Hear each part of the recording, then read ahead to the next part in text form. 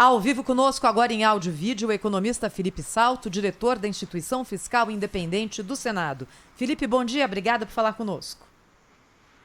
Bom dia, Thaís, bom dia a todos e aos ouvintes também da Rádio Bandeirantes. Seja muito bem-vindo aqui ao Jornal Gente. Felipe, ontem você disse que a reforma administrativa é modesta e não terá efeito prático no curto prazo. Por quê, Felipe?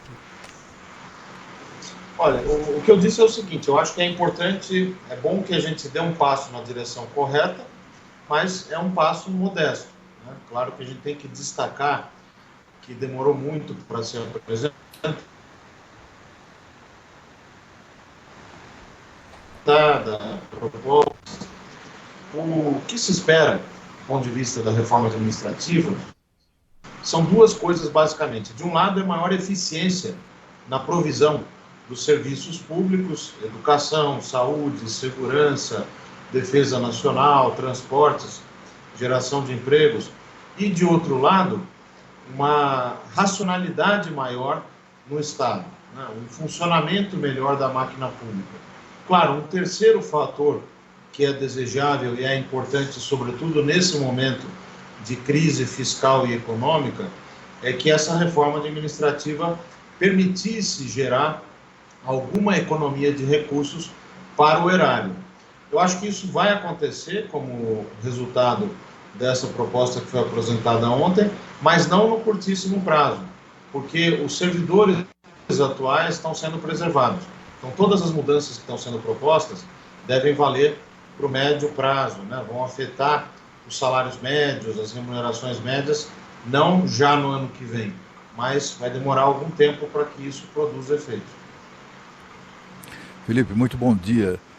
Você que é especialista no assunto e que estuda a fundo esse problema, acredita mesmo que o Poder Legislativo, por exemplo, que é uma parte importante desse processo, né, porque assim, a reforma claramente é uma reforminha, né? É uma reforma de RH, né, no máximo, não é aquela reforma do Estado brasileiro que a gente esperava. E de outro lado, temos um Poder Legislativo absolutamente encastelado, né, em seus privilégios, as suas regalias, né? No Senado Federal, onde você trabalha, por exemplo, há um enorme número de servidores que ganham acima do teto, que são atingidos, inclusive, pelo chamado abate-teto, né?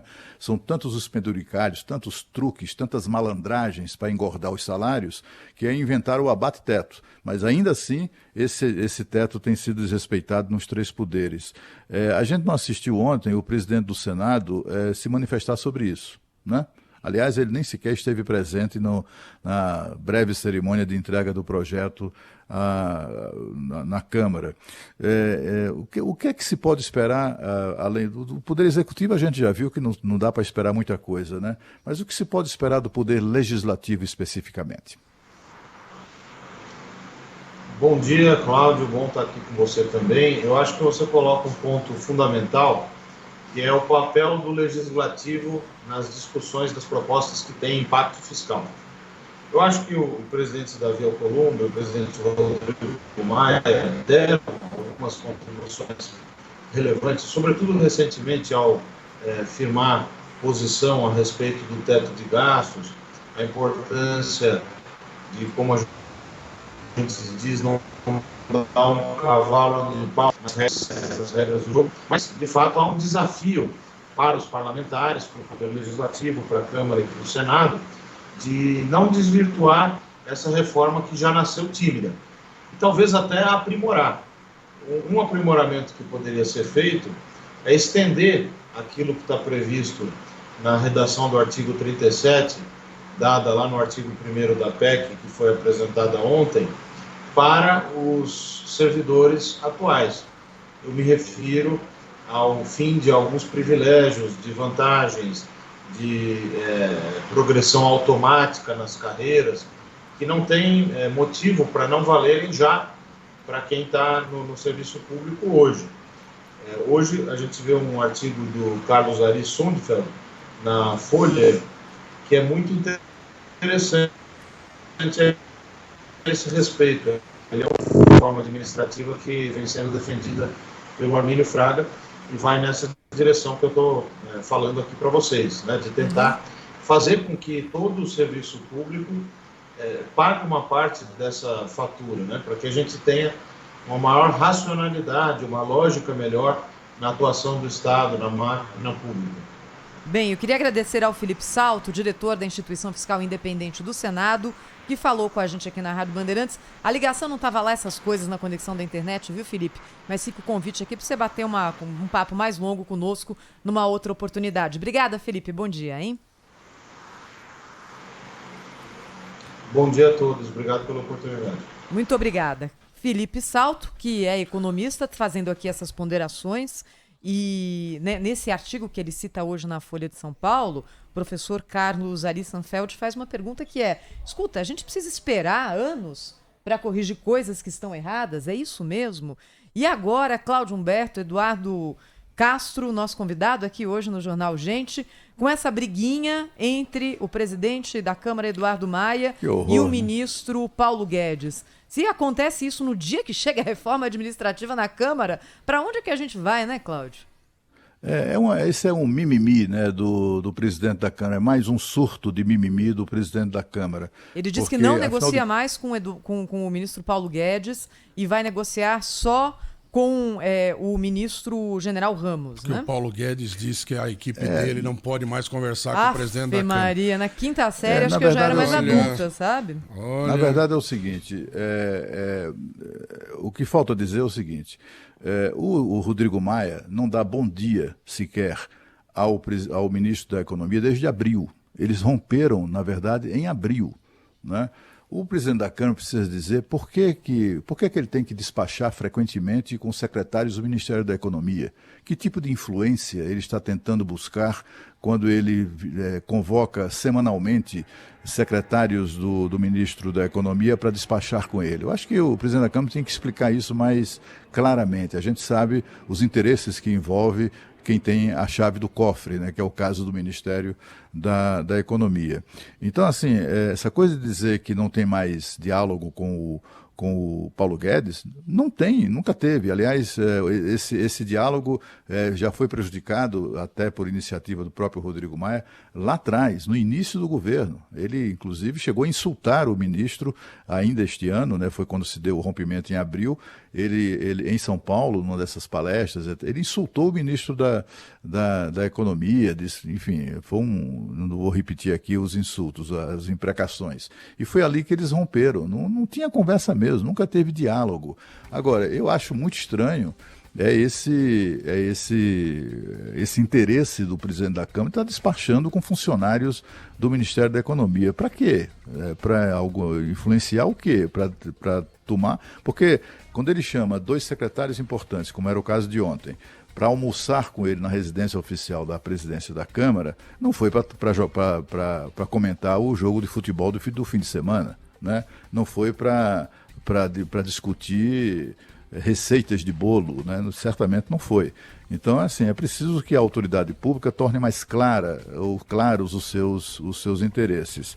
O presidente da Câmara precisa explicar, e eu queria citar esses números muito rapidamente, que eu devia ter feito isso na minha primeira intervenção, no início do programa, que é uma informação, os números que eu publico hoje da minha coluna, uma coluna diária, em que eu mostro que que o Congresso Brasileiro, Câmara e Senado, custa 20 vezes mais, 20,5 vezes mais do que o Parlamento Britânico, por exemplo, né?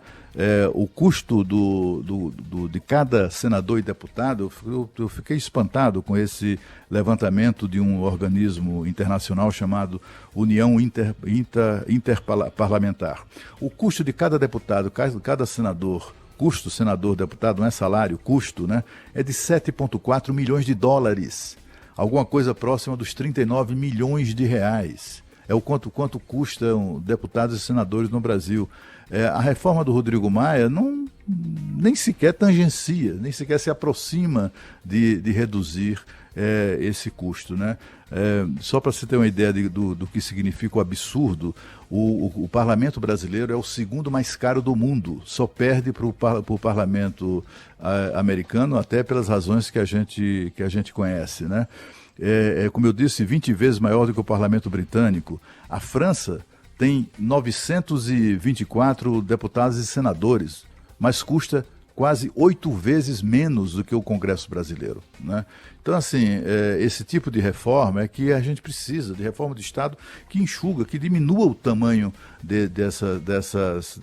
desses órgãos como a Câmara dos Deputados aí, do deputado Rodrigo Maia.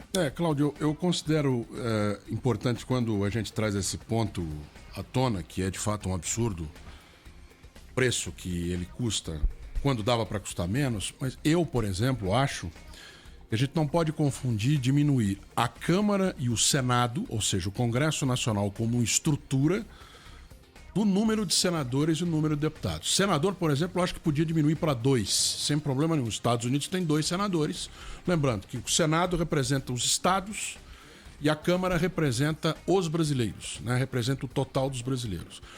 A divisão dos brasileiros, inclusive na Câmara, é muito ruim. Ela não corresponde ao Brasil. Exato, né? não corresponde à população então, de cada estado. Exato. Então, é uma meia-verdade isso, né? Do que a Câmara representa os brasileiros e o Senado os estados. Então, A Câmara, hoje, nessa distorção que há, está num caminho intermediário. Então, a teoria é essa. A prática não. Agora, eu não vejo nenhum problema se a gente aumentasse o número de deputados para representar melhor. Desde que cada um deixasse de ter 25 assessores e pudesse ter 9, 8, 4.